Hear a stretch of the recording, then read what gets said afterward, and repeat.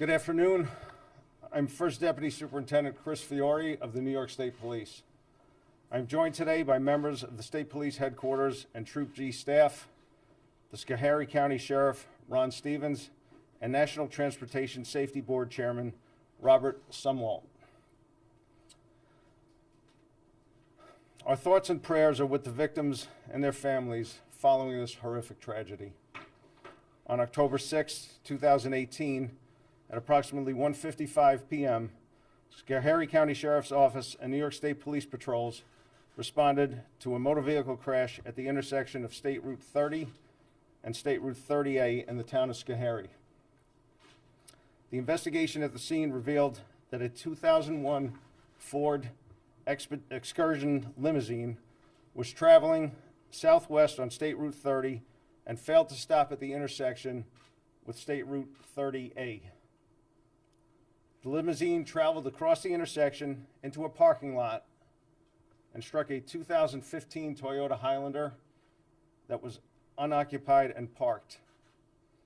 Two pedestrians standing nearby were also struck and killed. In total, 20 victims were killed. All were adults. 18 of the victims were in the limousine, including the driver and the two pedestrians that were struck. At this time, the identities of the victims are not being released pending the autopsy results and notification of the family members.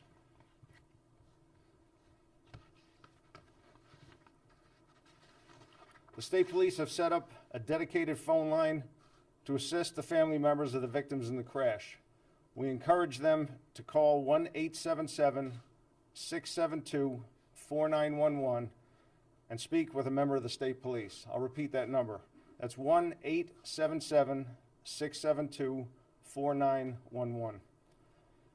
In addition to Troop G uniform and BCI members, the Troop G Collision Reconstruction Unit and Forensic Investigation Unit responded to the scene, along with Schoharie County Sheriff's Department members and members of Emergency Medical Services, numerous volunteer agencies.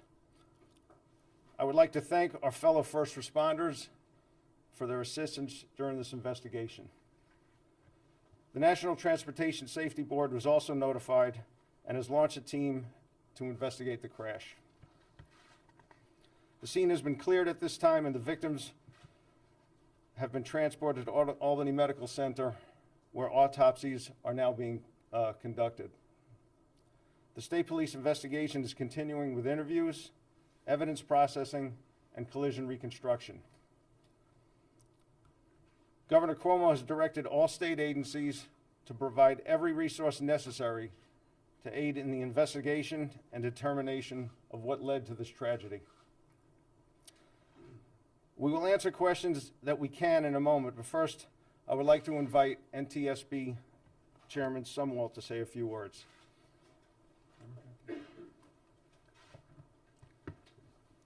Thank you very much, First Deputy Superintendent Fiore. I'm Robert Sumwalt, and I'm the chairman of the National Transportation Safety Board. NTSB GO team arrived this morning to begin our investigation of this crash in Schoharie, New York. Before I go any further, I'd certainly like to express our condolences to all of those who have been affected by this tragedy. Our thoughts and prayers go out to them. The NTSB is an independent federal agency. We're charged by Congress to investigate transportation accidents, determine the probable cause, and issue safety recommendations to prevent the reoccurrence of those crashes. The investigator in charge leading the investigation will be Mr. Pete Katowski. Pete has over 3 decades of investigative experience. Mr. Katowski is leading a multidisciplinary team with experts in a number of areas, including highway crash reconstruction, survival factors, vehicle factors, including the mechanical condition of the limo, any roadway factors, and the emergency response. Also accompanying The GO team are members from the NTSB's Office of Transportation Disaster Assistance. They will be helping to coordinate the response for the families of those involved in this tragedy. The NTSB is also working with the New York State Police as they conduct their investigation. We are conducting our separate investigation, but we will be working together. Throughout the next few days, NTSB investigators will work on scene to thoroughly document the scene and to gather what we call the perishable evidence, the information that goes away with the passage of time. I expect our investigators will be here about 5 days. Since we're at the very beginning of the investigation, we really don't have any information to report on the actual investigation itself, but we will be keeping you informed through regular updates, either media briefings or through our media sources like Twitter. It's important to point out that our mission is to point out not only what happened, but why it happened, so that we can keep things like this from happening in the future. We will not be determining the cause of the crash while we are on scene. That will come at a later date, nor will we be speculating on any cause of the crash. We certainly want to thank the first responders. I know it's been a very, very trying 25 hours for all involved. And again, our thoughts and prayers go out to those. I'll turn it back over to the First Deputy Superintendent. Thank you.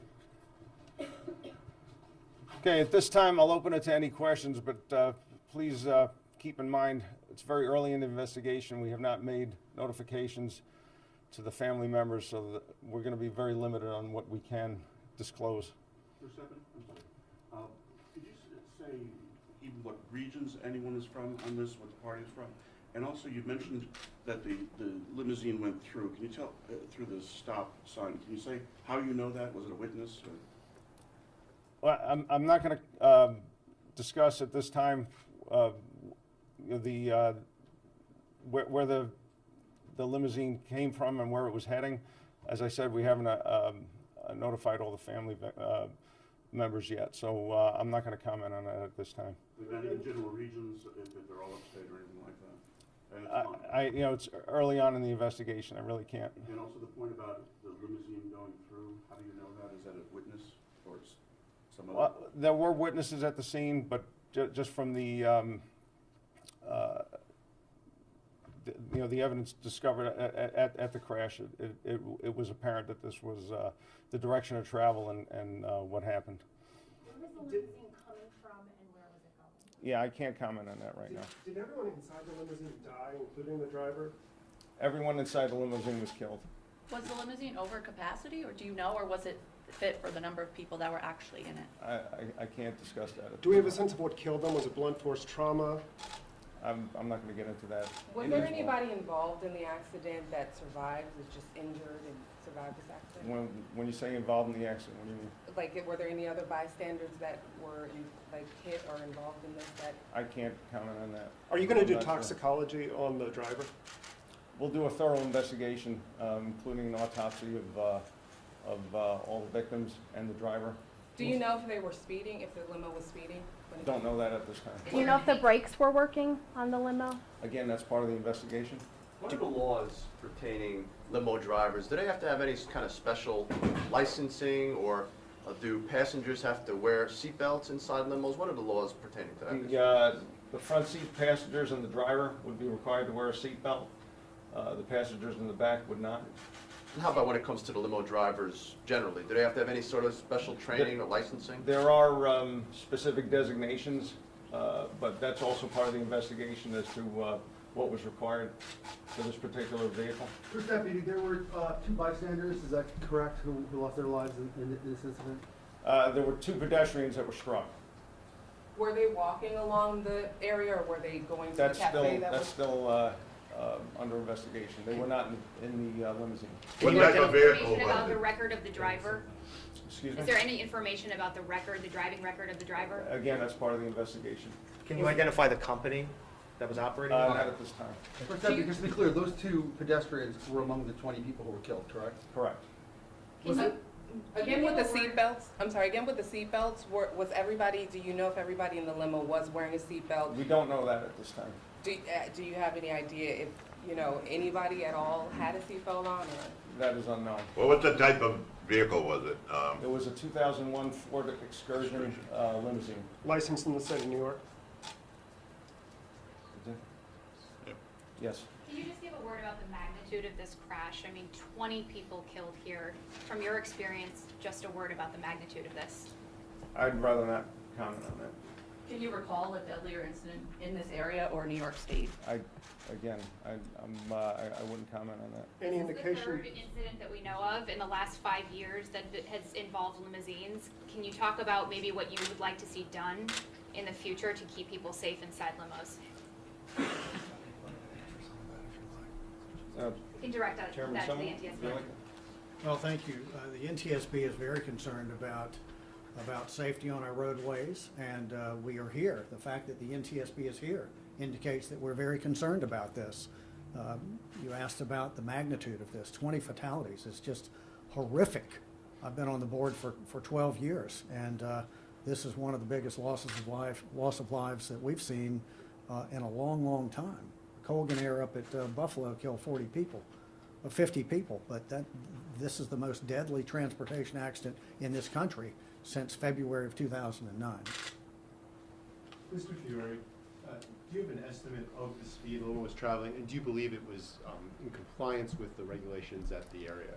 We do not have an estimate at this time. That's part of the investigation. Is there any indication that weather might have been involved, say fog, wet roads, anything like that? Again, that will all be part of the collision reconstruction. Was anyone pronounced dead on the scene, or did anyone get taken by med flight? I believe there was one victim that was transported to Albany Med with a medevac. Last question. As the first superintendent, I'm sorry, that intersection, have you found through your records that there's been a lot of accidents there, an unusual number of accidents? I can't speak to that either. It's a T intersection with a 50-mile-an-hour speed. I can't speak to that this time. Can I just ask the NTSB one more question? What are you guys looking at that you might think that needs to be changed around that area to prevent other accidents like this happening? Because people in the area said that this is quite common to that stretch of road. So the question is, what specifically would the NTSB be looking at to help prevent accidents or crashes like this in the future? We at this point in time, we look at everything. We look at the vehicle factors. We look at the roadway. We look at survival factors. We look at the condition of the drivers, the licensing of the drivers. We look at the operator itself, the company. We look at everything. We cast a very broad net to see what's out there, and then in our analysis phase is where we start winnowing it down. But we do typically conduct very thorough investigations, and we come out with recommendations designed to prevent these things in the future. That is why we are here. I have a question for this Harry County Sheriff. That's the last question. She called. Thank you all for coming. For I conclusion. have a question for the Harry County Sheriff. If you want to ask it to Rob, you can. Thank you all. I appreciate it.